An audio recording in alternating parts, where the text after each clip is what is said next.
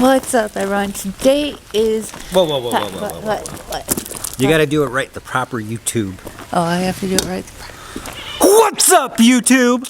Oh, is that how... Yeah, that's how it goes. Is that how it goes? And then you gotta do your hand thing and fade into something. Oh, well, I guess today... What are we going to fade into? The goats? Because today we are shaving udders and giving them the last hoof trims before they start kidding. So I guess we'll fade into that. So let's go.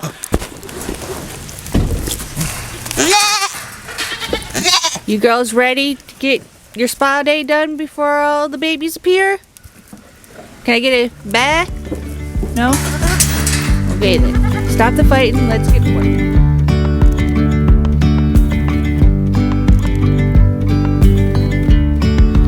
Yesterday there was sun and there was rain. So while we are doing this time lapse of us shaving all of the girls' udders, I figured I would go ahead and just tell you why we do this. The first reason is it's easier to see their udders, especially when you're not quite sure when exactly they are due. So by shaving the udders, I can get a pretty easy, clear view of them when they're out in the pasture to tell if their udders have kind of popped and they're getting close to kidding.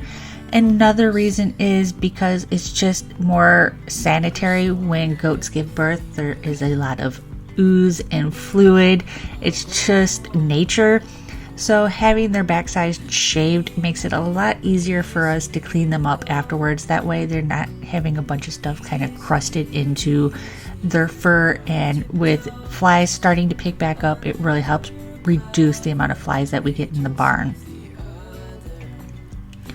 And then lastly, we milk our girls, so by shaving their udders, it just makes it a little bit more sanitary for the milk. Although we do use a milking machine, we don't get a lot of hair in the milk, but it just is just another precaution to keep the milk as clean as possible when we are milking.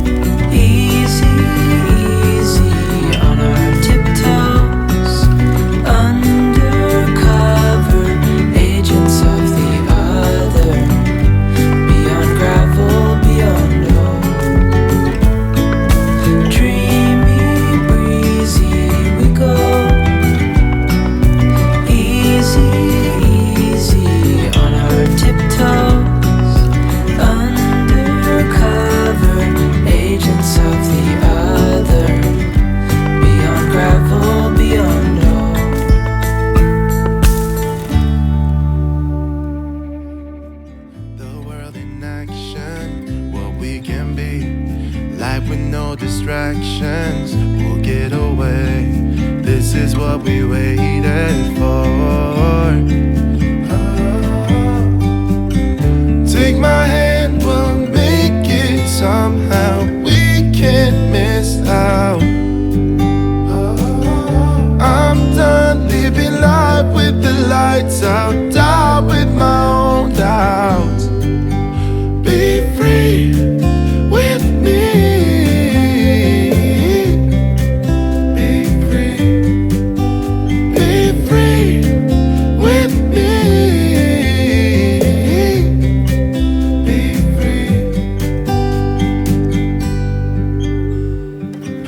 Looking back, eyes on the freeway, Bonnie and Clyde, a classic cliche. We're on the run, this is what we waited for. Oh, yeah.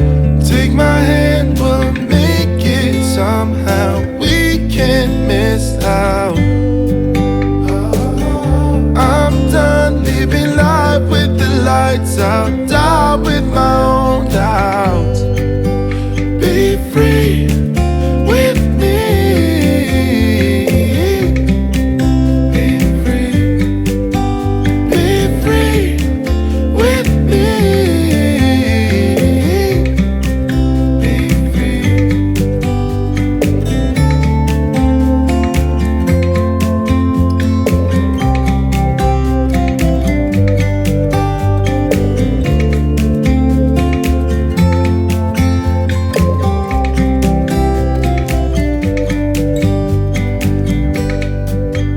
Be free with me. Yeah, let's go. Be free with me. Oh, come on and let's go. Let's be free with me.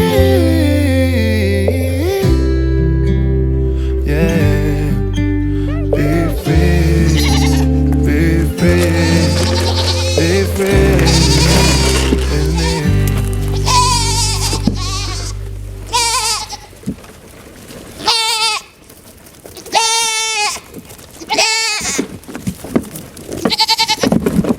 Alright, so all the girls are shaved. We have some udders really starting to form on some of the girls. Like Poppy is probably going to be in the next week or two. Pippi definitely is getting close. What about Pixie? Pixie's getting a little udder too. Sadie for sure. And like Snow, our first freshener, she's got a little udder showing up too. So we've got some definite udders forming. So we're going to start keeping a really close eye on these guys. Because within the next probably 2 weeks or so, we will have kids on the ground. Some maybe sooner.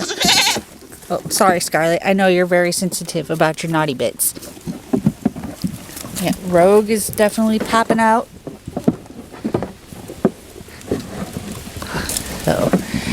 So while I've got all of them done now, it means I can start working on the kitting box, getting all of that stuff put together. Even Polly's starting to get a nice little udder too. Where is Posy? Posy's probably a little bit further along than all the other girls. I know when I put them all in their breeding pens, Snow pretty much was in heat, Poppy was in heat, Pixie and Pippi were in heat. So I think those will be our first girls to go, and then the rest will start to follow suit. So now that this is done, we can go inside and finish up the kitting box, because we definitely are going to need to get that ready.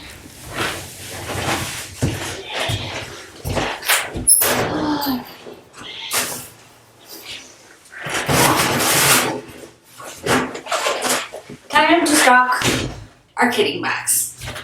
I keep this box right here out in the barn when it's time for kitting. That way I have everything I kind of need in emergencies right there. So I know I need to get a couple things for this, but I'll go over what we actually do keep in here. First thing I keep is betadine. We dip our kids' umbilical cords in this once they're cut. I do need to get a new pair of surgical scissors for that, so that is on my list of things to get. I also keep a kid puller specifically for goats. I haven't had to use this yet, thankfully. Hopefully I never have to, but I'd rather have it on hand and not need it than need it and not have it. I also keep some wet wipes just so I can get some of the goop off of my hands if needed. Now we keep little cups in here to dip the umbilical cords in as well. Lots and lots of pee pads or chucks. They come in handy for cleaning the baby off. Moms can give birth directly on them. They're very handy to have. I also keep a little ball suction in there for the kids. We also keep some lamb and kid colostrum just for emergencies. Now I know I need to get more towels. I also need to get the scissors. And I think that's all I keep in here directly. We do take the scale out to the barn as well, so we have that. And then I will be putting what are these things called? clipboard. I put my clipboard in there with my kitting list. I do have a free printable on the website if you want to print one of these off. It's basically just the date, the dam, the sex, what tattoo you're going to assign them if they're registered, as well as color markings, and I put the weight as well. And then of course a pin. So that is everything that goes in my kitting box. And I'm going to move this out to the barn probably later this week. I'm going to keep a close eye on the girls. If I need to move it out earlier, I will. But for now, I'm going to just keep it where it's easily accessible. And also another step I need to do to get ready for the kitting is clean and sanitize all of the bottles. We do pull our kids after 24 hours and start bottle feeding. I prefer a bottle fed baby goat because they tend to be a little bit more easy to handle, easier to catch, and more friendly. And I can start milking the moms right away. That is just our personal preference, and that's what we do. So we do have lots of bottles. We use the little red bottles, red nipples, and I always keep a bunch of extra ones on hand because they do chew on them and they do go through them. So I'll clean and sanitize these as well this week. All right, y'all. So we are officially 1 week closer to kitting season and we cannot wait. We've got so many baby goats due. We've got almost everything done with the exception of the milk parlor. We still have to finish up the solar array in there and get the simple pulse milker hooked up in there. So that will be a later this week project. So be sure to subscribe for that. And be sure to subscribe for all of the baby goats. Hi, Cleo. Hi, you're not having babies this year. There's a bug on my glasses. But be sure to subscribe for that. We will be posting all of their goat births that we can catch. And if you like this video, be sure to give it a big thumbs up. It really does help, doesn't it, Cleo? It does, doesn't it? And if you haven't already, hit that subscribe button. And we'll see you guys in the next one.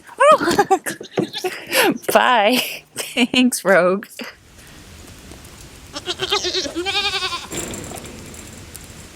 Are you gonna come say hi, Charlotte? You gonna say hi? No? Hi, Pip. Hi.